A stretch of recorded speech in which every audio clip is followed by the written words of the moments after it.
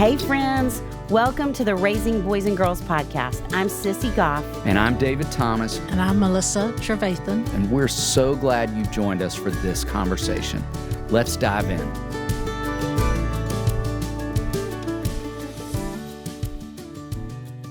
Hey David Thomas. Hey Sissy Goff. I am so excited about this episode. I am too. We don't usually get to have this conversation about kids in this stage of development together. You're exactly right. But before we start it, as we're thinking about who they are in stage 5, I want you to tell one story about yourself from this window of development. I want to hear something about you. Okay. I'm going to tell a story about my junior year in college, which will be such a picture of some of what I'm about to say about boys over the course of today in our next episode. And that is that I had been dating a girl for 2.5 years that I was crazy about and convinced that she was the one. And we broke up junior year, first semester, and I tanked. I really tanked. Like, I didn't just tank emotionally, I tanked academically as well. I had, which might be an indicator of what happens for boys. Absolutely. Right? I have seen the two things that I see tank a boy in adolescence the quickest is an injury in a sport that he loves and a breakup with a girlfriend he loves. Those are two things that I see really tank a boy. And there I was, smack dab in the middle of it myself. Yes. And I mean, the worst I had ever done in school in my entire career from kindergarten on. Wow. And was all kinds of worried about going home for Christmas and having to talk with my parents about my grades, and went home so discouraged, so hopeless, and ended up saying to both my parents at the end of the break that I had decided that I was going to drop out of school and stay home for a semester and then go back. And I can vividly remember it still, my mom and dad. Pause. Y'all, if you don't know this already, we have a little puppy who is now our production assistant, Patches, and she is currently going from cord to cord trying to chew on him, and I think she just wanting to have a little impact on YouTube and was pulling. We had a little shaking of the camera. So she was about to pull the camera over there a few minutes ago. We're just glad to still be upright right now. Okay, so this is real life, this podcast, so we'll just roll with it. And if I all of a sudden am hollering at Patches, I'm so sorry because I'm loving your story. Patches, that's what we call a dramatic pause. We left him hanging. You made this big declaration to Monty and Barbara, who I have to add are two of the wisest, most thoughtful parents I have ever known. That was so kind of you to say. So I can't wait to see how they respond. I had amazing parents. You did. And I can remember them listening and listening and listening and letting me talk through not only all the sadness, but just all these plans of how it was going to go. And I even remember my dad asking, like, now tell me what you were thinking you would do in that semester as well, which I, of course, had not really fleshed out all of what that was going to look like. And both of them just sitting with me in that sadness and so much empathy. And then my very wise, steady, strong dad looking me in the eyes and with a lot of love just said, well, that's not going to happen. And you are going to go back. And it'll be hard. And you'll be okay. And we'll help you in the process. Like, it was beautiful. I mean, there was like no room for negotiation. Like, he was as clear could be. And what a gift. Like, what a gift, I think, to all of my life, to create that kind of opportunity to set the stage for building resilience, to communicate in that moment, like, you can do hard things. And this is really hard. And of course you're discouraged. And I had a lot of cleanup on aisle 6 I had to do, relationally, academically, on every level. And I will never forget that moment. And in the moment, and this would be so important for parents to hear, I was so mad at them, like, for not agreeing with my plan. And I look back on it now, and I couldn't be more grateful. It would have been the worst thing I could have done. So I want to hear a story from you. That is such a great story. And I love that they were so thoughtful and so supportive in the midst of saying no, because it's sure tricky with this age kids we're about to talk about. Oh, yes. Well, I think my story is probably reflective of what we're going to talk about, maybe with girls and boys, certainly with girls. And I was thinking on my way here this morning that I really do feel like, I will say to a lot of kids, I'm curious if you've ever said this, kids who are really mad at their parents as adolescents and that want all this independence and are reacting, I will say, okay, so here's the deal. You feel like you have independence right now, but your parents are still making your decisions because you're not acting on what you want. You're reacting to what they're saying. And so you're not getting to be who you want to be still. And I think I was trying to choose, but I think I just wasn't really there. And I didn't even know who I wanted to choose to be. And I think my first big decision, I went to the University of Arkansas and sororities were a huge thing. And so I pledged a sorority and my mom and grandmother and almost every aunt I had was in one sorority. And I chose a different one. And the moment I chose was I had a dear friend named Kathy who was touring me around the Kappa house.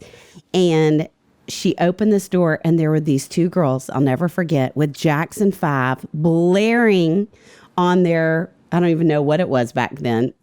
Boombox, probably. Boombox, blaring, and them singing, I Want You Back in Hairbrushes. And in that moment, I thought, well, this is what I want to pick. These are the people I want to be. And it was a great decision and one I got a lot of pushback from.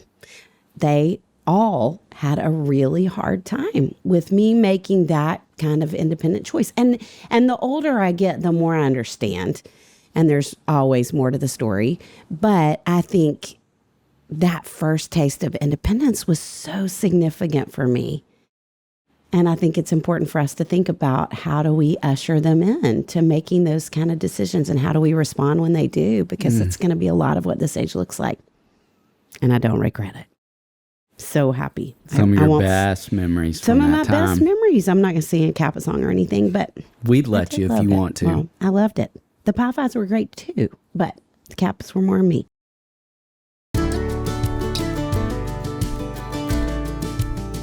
Didn't you just get back from the lake? I did. We celebrated Whit's second birthday. That video of Patches attaching herself to his diaper and him pulling her around the room is one of the best things I have seen in ages. Having 2 stage 1 boys in my life and a 3-month-old puppy is like having a litter of puppies all the time. I describe stage 1 boys like puppies. You are 100% correct in doing so. I bear witness to it all the time. You know what's helping me keep up with all those puppies? What? One of our amazing sponsors, LMNT. I love LMNT. I have the sample pack in my bag ready to take on our trip to Pennsylvania this weekend. What flavors do you love? I love watermelon salt. You know, where I grew up, we put salt on our watermelon in the summers. LMNT is taking me right back to my childhood. Did you know LMNT has a free gift with purchase offer? You can claim a free LMNT sample pack when you make any purchase through our link. It includes 1 packet of every flavor. This is the perfect offer for anyone who is interested in trying all of the flavors or wants to introduce a friend to LMNT. And they offer a no questions asked refund on all orders.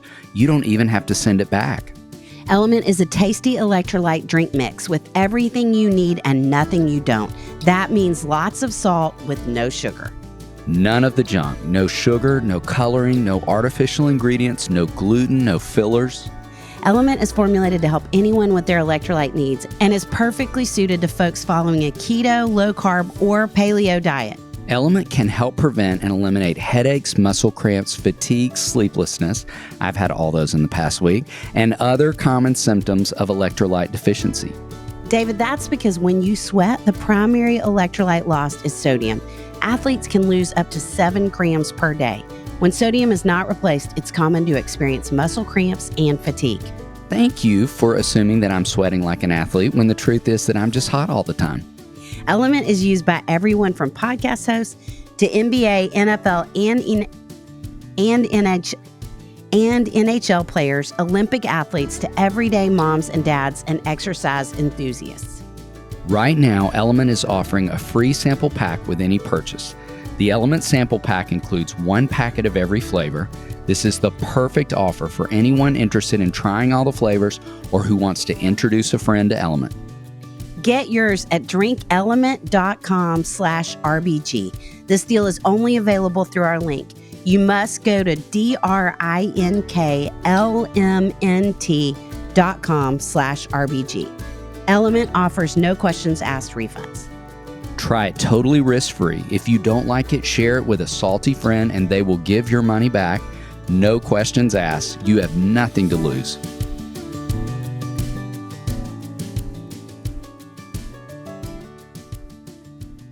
Okay, so let's jump in. Stage 5 in a boy's life.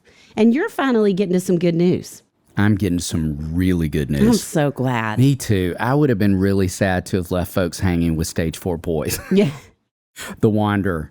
We're moving from the Wanderer to the Warrior. Ooh, I like just the name. I do too. And I think it reflects who he's becoming in this stage. And even back to what we talked about on the front side of this conversation, that one of the reasons we don't talk about kids in this stage as much is because you were, when you and Melissa wrote Raising Girls, able to finish out all of girl development in 4 stages. Right. And I had to add a 5th stage because boys finish later.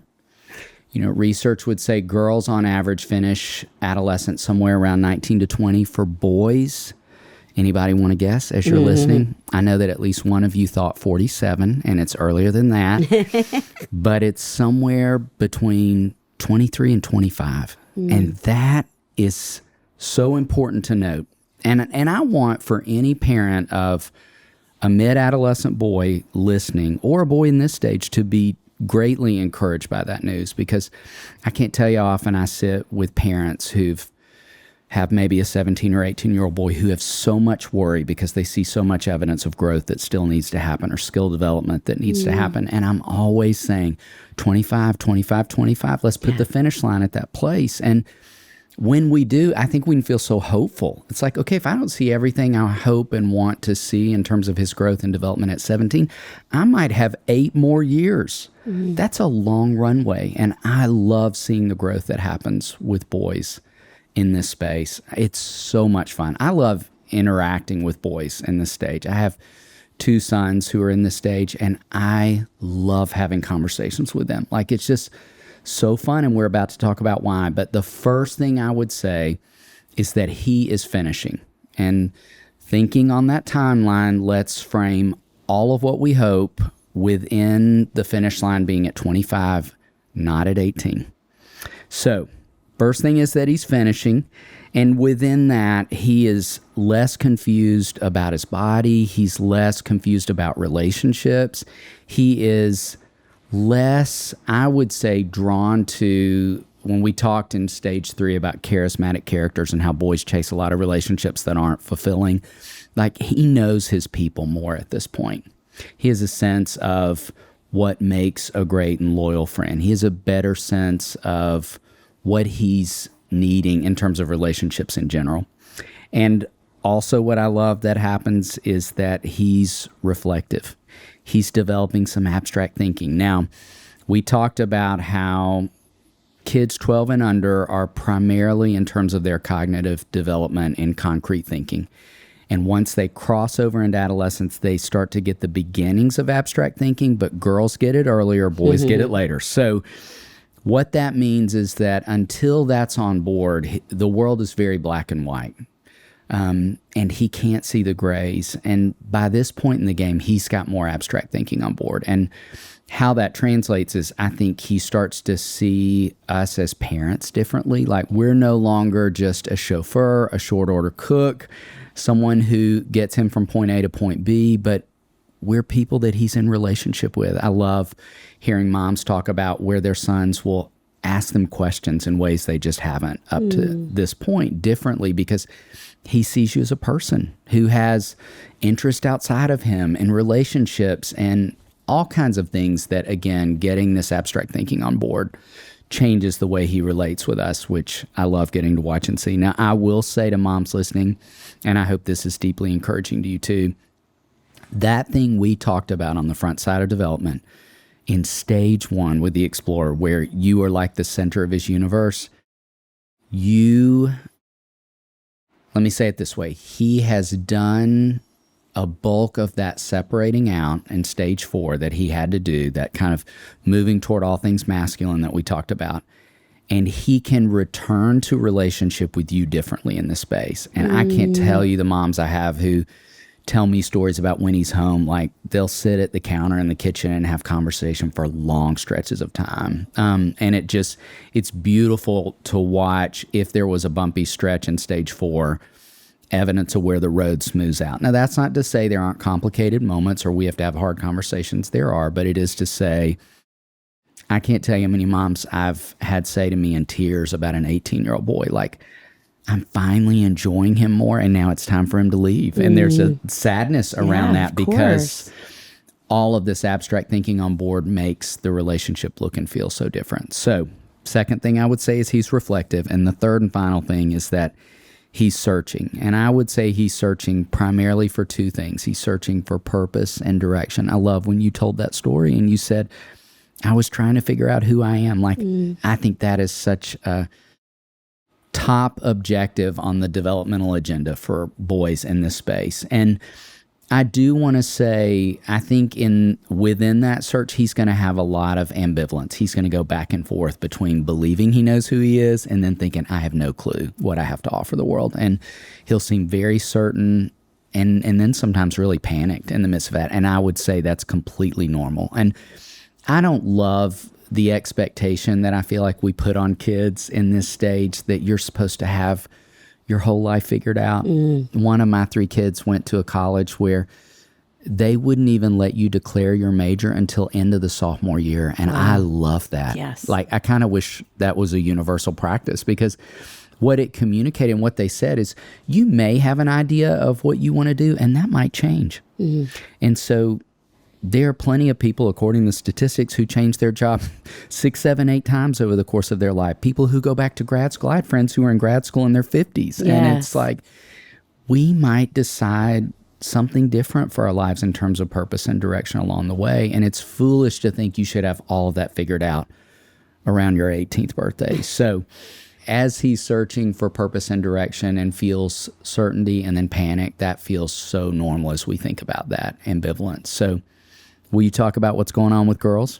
Well, I'm so glad you said that, because I have never heard girls feel as much pressure to do the same, to feel like, and they will say to me, everybody knows what they want to do when they're finished with school, which is not true. And even the people who are confident in it are going to change their minds potentially 3 times. And so I love that you said that. For us to normalize some of that is so important for them. And it's funny you ended with searching, because that's exactly where I was going to start. Really? Yes. And I thought a lot. I'm so excited to talk about this content because, like you said, I never have. This is all new and it's so fun. And I was trying to think of, when you said the name for your stage, I was trying to think of what would my name be for girls this age. And I just read something that was awesome about how often girls are referred to as bossy, and that instead they can be a boss. And I was thinking maybe this is the boss stage for girls. I love that. But there's a lot of other things mixed into it. And where I think I would start is with the searching. I would say not only are they searching, but they're really hopeful. And this is the age, just like we're talking about. They're finding themselves, their cognition, their self-discovery is moving forward in leaps and bounds. And so there are all these beautiful things happening with who they are. And they're going to have all these new experiences. They're looking for new friendships, which is going to be so significant for them. And I think we've talked so much in this season about how girls are meaner than ever before. I have more girls who I really sit with in high school and I say, college is going to be it. That's where you're going to find your people, because this deepening relationally that happens, and this being able to choose. For so many kids, I think they didn't get to choose when they were growing up because they've been in the same school for 13 years or with the same people. And I think you do get to find your people. I will never forget this precious girl that I saw who didn't get invited to her prom, and she went away to this sweet, small liberal arts school, and she found a group of friends who not very many of them went to prom. They had their own prom. in the dorm. They just made it up. Love They went to that. Goodwill and bought outfits, and No they way. had a ball. And I think I love that they're hopeful moving into it, because I think it's so important. And at the same time, I want us to be aware of, in all of that great hope, how we talk about college. And you and I used to teach a parenting seminar for parents whose kids were going away. And one of the things that I think I always wanted to make sure we communicated is how I think as adults, we act like college was the pinnacle of our happiness and fulfillment. And thinking back, I mean, when I think back about college, I think about doing my own dancing with the hairbrush and all the fun, all the good, all the rich, all the growing spiritually, all the freedom, the lack of responsibility, those things that I think we go back to. And truth be told, I was, you know this about me, but I was probably twice a week in my car, driving 30 minutes away from campus and back. That would probably scare my parents so much if they knew that. But driving, bawling my head off in the car. And I don't even know why. I mean, I think I was just lonely, even in the midst of so much fun. And I didn't have social media. But I had that phone with the long curly cord where I would go talk to my friends at the University of Texas or SMU or wherever my closest friends were. And it sounded like they were having the time of their lives. And I was sometimes, and then I wasn't. And so I thought, oh no, I think I'm at the wrong school, or something's wrong, that I'm not finding my group of friends, my closest friends faster. I really tell girls so often, it takes at least a semester Yes. to find your people. And sometimes you have, y'all please hear my heart in this. I mean this with so much kindness, but sometimes you have placeholder friends in the beginning, and that's fine, because you'll get there. It just takes a minute. And so we talk with kids often about how loneliness doesn't show up on social media and the highlight reel concept. And it is maybe more important as they're moving into college than any other window, because they're going to be on TikTok or they're going to be on whatever social media app is popular at the time. And they're going to see everybody else doing what looks like living their best life. And they're going to hit moments. And again, maybe it's because they're deepening and growing so much, but they're going to hit hard, sad moments. And that's normal. So we want to be really aware in the midst of their searching and hopefulness, how we're talking about college for ourselves. And we're reminding them of messages like that. Number I'm one. so thankful Well, you talked about that, because we do. We talk with kids all the time. Yes. I don't just say you're going to be lonely. I say there'll probably be at least a couple of moments where you'll think you need to transfer. You'll think you chose the Exactly. wrong school. Exactly. And that's normal. It doesn't mean you necessarily need to. So Yes. I'm so happy you brought that Well, up. thank you. Okay. Second, I would say they are secure and insecure, that it's both things. I think there is this confidence, a little bit of a naive confidence, maybe moving into college for some kids, and this great insecurity at the same time. And I remember a mom telling me that every time her daughter went to the grocery store, she'd call her and say, "What aisle is the bread on?" Her mom was like, "I don't live there. I've never been to that grocery store. I don't know." And so out of that, the ability for us to, again, normalize those emotions. Of course you feel anxious. Of course that's scary, going to your first gathering with friends, your first party, whatever it is that they're doing, of trying to find the college ministry you want to be involved in. And it's going to take a minute, and you may have to try a couple of them, and it's going to feel scary. That we can do both of those things, because they need us to say that and to say, but you're ready. And I remember another, which we haven't even talked about this. This is really, I think, significant for you and me. You may be coming up on it, but we both have talked about how that summer after senior year, we both had a hard time with our parents. I remember with my mom specifically. Was yours your mom, or was it yes. both? It was my mom. Yeah. And it's funny because when my mom was dying, I think I've told you this, she looked at me and she said, "Sissy, you know, the only time you and I ever had a hard time was when you were about to go away to school." And she said, "I think it was just hard for both of us. It was hard for you to let go, and it was hard for me to let go." Y'all, it's not the only time I had a hard time with my mom, but she was literally weeks away from dying, and I went, "That's so true, Mom. You're exactly right." Beautiful. But I have another family that I go back to, and I think, gosh, I loved how this dad responded. He said, "My daughter's struggling. We're bumping up against her a lot. She's wanting more independence. And some of it we want to give her, and some of it we're trying to think about how to move towards that gradually." And he said, but I looked at her and I said, honey, you are in our nest and you're flapping your wings and you are the third adult in our household. And that is a hard place to be. And I am so excited that that's where you are. And it's going to happen. You're going to flap your wings and you're going to bump into us for the next couple of months, but it's because you're ready and we believe in you so much. Oh, I just love that messaging. So thinking about them being secure and insecure, both things, we want to communicate to both places where they are.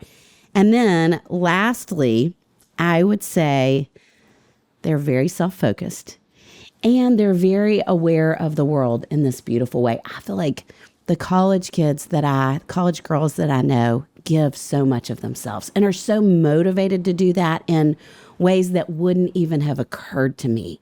And I think even girls who are launching into the world are there when we have that summer retreat program called Hopetown, and we often have a lot of college kids who are on staff. We always have a lot of college kids who are on staff. And one of the things I say to them that first day is, y'all, your life right now is all about you. You go to the grocery store when you want to go to the grocery store. You call a friend when you want to call a friend. You call your parents when you want to call your parents. You don't have to do very many things, maybe other than go to class, that you don't want to do.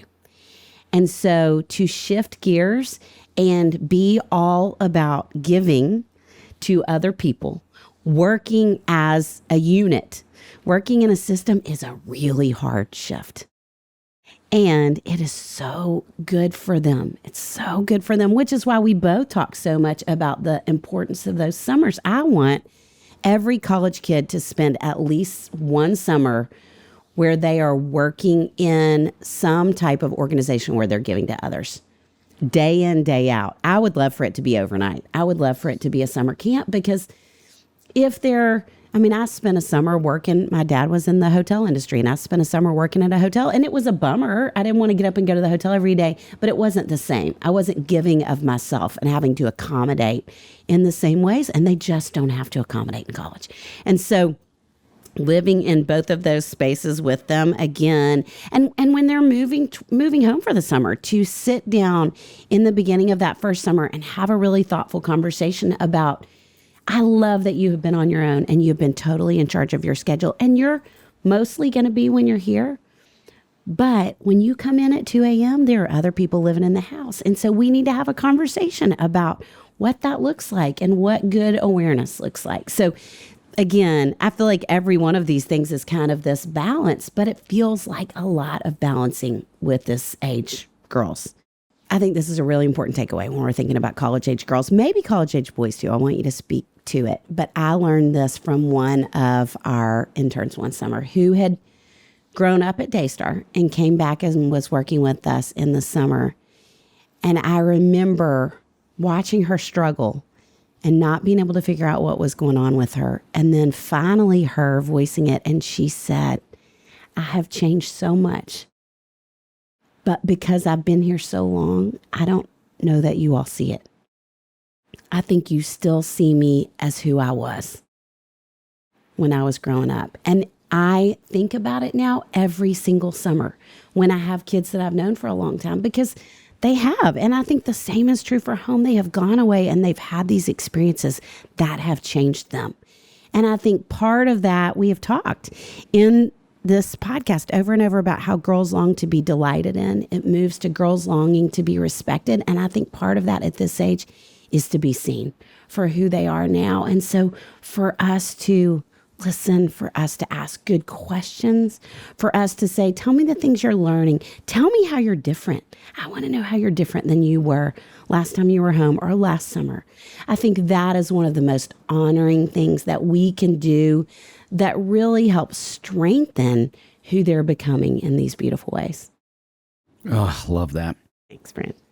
And it's a perfect bridge into what I was thinking about for my takeaway that I'm going to borrow from our friend and beloved author, Kelly Corrigan. We talked a little bit in her episode about how much we love her book, Tell Me More, and how game-changing I think those words can be, and how useful to this season they can be. And I think about taking long walks with all three of my kids in the college years over breaks when they were home. And I think I said, tell me more as much as I said anything because I want to be listening.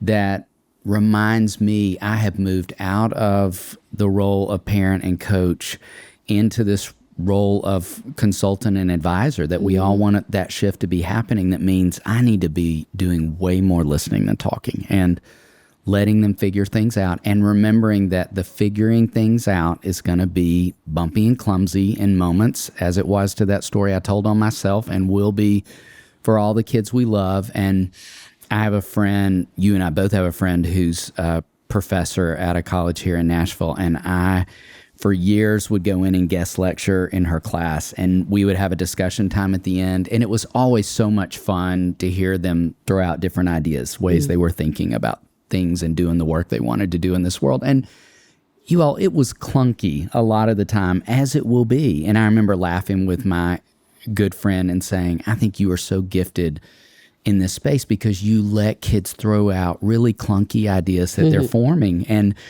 I said, the more I have this opportunity to be in this space with you, I'm just realizing that college is a time of, I call it underdeveloped thinking being proclaimed loudly. Like they have a lot of big opinions that David, they're so still good. working through. Yes. And that was true for all of us. Like whatever I was proclaiming loudly, like I'm coming home and taking a semester off. Right. Like that's, now I know, would have been the worst decision I could have made. But that felt so right. That was the idea I was most attached to at that point. Thank goodness I had adults around me who were helping me navigate that space and figure those things out. But that's going to be true. And I think we can start to believe those will be the things they'll always believe. And no, it's just, it's underdeveloped thinking. And so I would say, tell me more. We cannot practice saying those words enough with pre, mid, and late adolescents. I think it's a gift and is honoring to them figuring things out, which they absolutely are. And we've been discussing.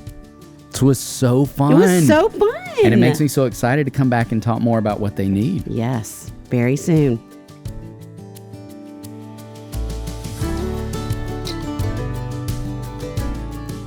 Did you love today's episode? If so, would you mind sharing it with a friend?